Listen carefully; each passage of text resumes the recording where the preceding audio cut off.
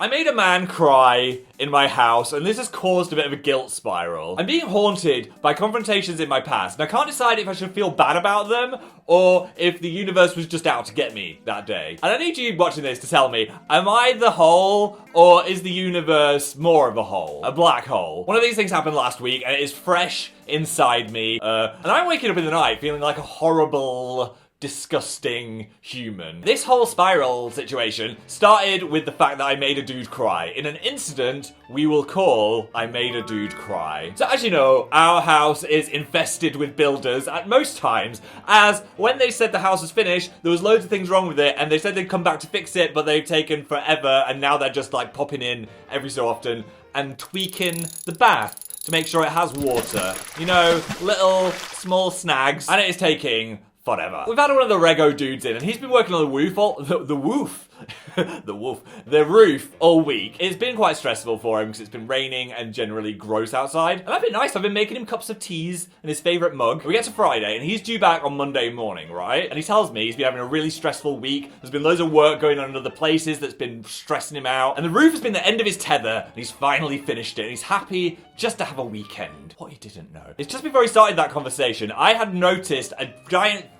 hole in the office ceiling, which looked like it was about to cave in exactly where my computer setup is. Alright, so we've got computer and then gaping hole. That is not good. So whatever he's trying to do, he's made it a bit worse, to put it lightly. So I say so sorry to mention this now, because I get a bit northern around builders, because for some reason I feel like it makes me more manly or something. What about the ball game, lad? And I usher him into the office and I say, I did just notice this hole in my ceiling. And he says, did you really have to tell me this now at the end of the day and not on Monday morning? Oh, I want to pull my own face off. I didn't notice it then. I just noticed it now when you're about to leave. And I thought it'd be a good thing to mention, you know, in case the whole ceiling collapses. But in my heart, I did know that we wouldn't be able to do anything about it at the weekend anyway, and it would be a Monday job. But I thought I should mention it. Anyways, eyes got all wet like that hamster on TikTok. And I saw the formation of a tear. And he just went, I'll deal with it on Monday. In kind of a stern voice, walked out, shut the door, didn't say bye. It probably could have waited till Monday because it wasn't actively leaking, but it was an issue. As a customer, I felt like I should tell them ASAP just because the house could have fallen down, and then if I didn't mention it, they'd be like, why didn't you mention it? Well, he's sat in the rubble, Billy. But also, I don't know what is going on. Maybe his hamster is sick. Maybe he's going through a triple divorce. Now I feel bad, as I know nothing could have been done at the weekend anyway, and I shouldn't have mentioned it. Or should I? Should I have waited?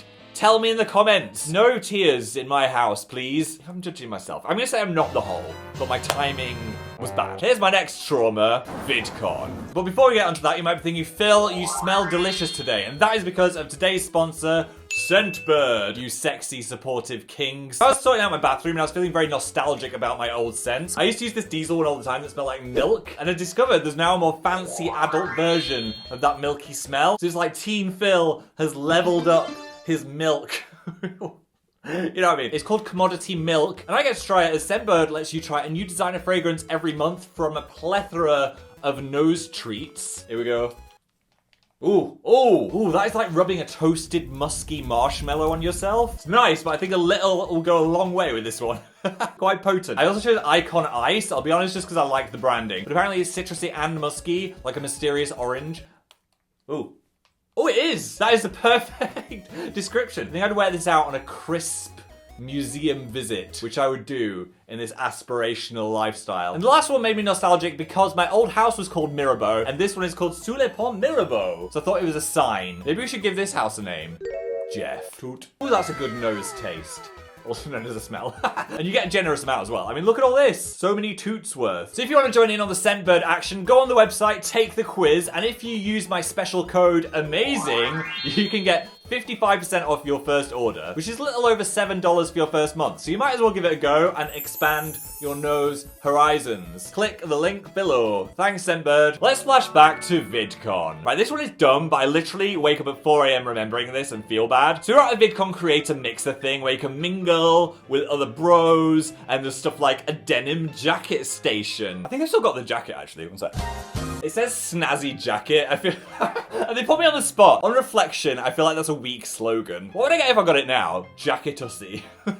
Denim dude. Honk if you're a bear. What? Anyway, there was a dude doing caricatures there as well, of course, and there was a YouTuber that just started getting theirs drawn. So me and Dan joined the queue because we wanted to get a little drawing. And I say, hey to the guy, and I'm like, hey, can we go next if you've got time? And he's like, yeah, join the queue. And these take a while. We're in line for 20 minutes, and he's barely drawn this person's nose. And then I notice a glorious friend over yonder, and I say to the guy, sorry, we're just gonna go over there, it'll be 5 minutes, then we'll jump back in. And he's like, yeah, okay. Thomas. He's a lovely creature, and once he starts talking, you don't want him to stop. And it might have gone on for, let's say, 7 minutes instead of the 5. And I look back over and I notice the guy is finishing up. So we walk back over and I notice a girl is now stood in the queue and she must have been there about 3 minutes. So I'm just thinking, oh no, she must think she's next. But I verbally reserved our place in the queue and we've done 20 minutes of solid queuing time to get this drawing. So I just say, hey, sorry, we were in the queue for like half an hour, but we just had to go over there and get something and this guy will vouch for us. The drawing guy just looks up and goes, what? Doesn't have a clue who we are. So the girl then says, no, I think I should be next because I'm in the queue and you're not. But I said, so sorry, we've been in the queue for so long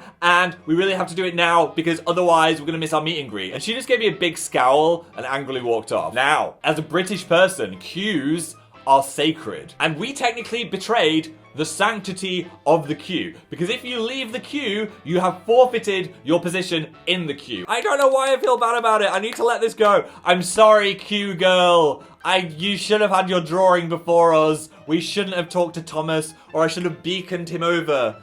Beckoned?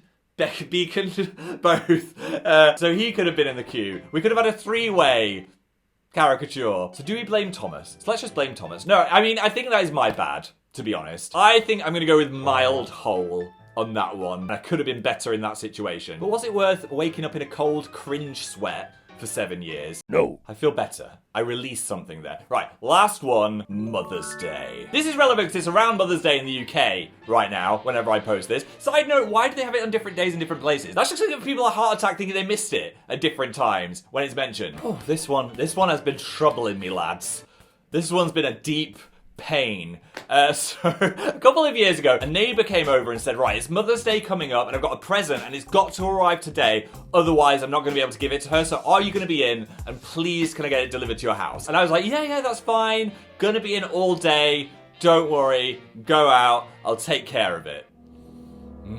Bear with me, alright? When agreeing, I forgot I had to run out and post my own gift, a little 5-minute chunk out of an entire day. And usually post or mail gets delivered around 5 p.m. and it's 11 a.m. at this point, and I'm like, it's very unlikely the postman is gonna come in the morning when they never have in the history of Phil. So I do a big sprinty, like Sonic, get to the post box, post my mum's present, come back. Guess what I find? A big thing slapped on the door. You missed your parcel. You div. I felt terrible. Like the ground had opened up, nibbled my ass. And then at 6 p.m. I got the dreaded knock from the neighbor being like, hello, have you got the package for my mother? And I told a filthy, disgusting lie, like the liar that I am. And I just said, oh my gosh, I'm so sorry. I was in all day, but they didn't knock. I just found this under the front door and gave them the slip. And I feel so bad. Some miscellaneous Janet is without her flowers. Your child was a disappointment because of me. I feel like I need to go to prison for that one because that was terrible. I shouldn't have lied. Why did the universe do that to me? Maybe she would have sniffed the flowers and there was a beetle on a petal and it would have gone in her nose and eaten her brain stem. I don't know. So am I a hole for that? Yes. Is the universe a bigger hole? Yes. I do feel a bit lighter though. Just be honest, guys. I feel like I processed this. I had some therapy with you. But help me in the comments for all those. Do I deserve jail? Am I forgiven for my sins? Or are we blaming the universe?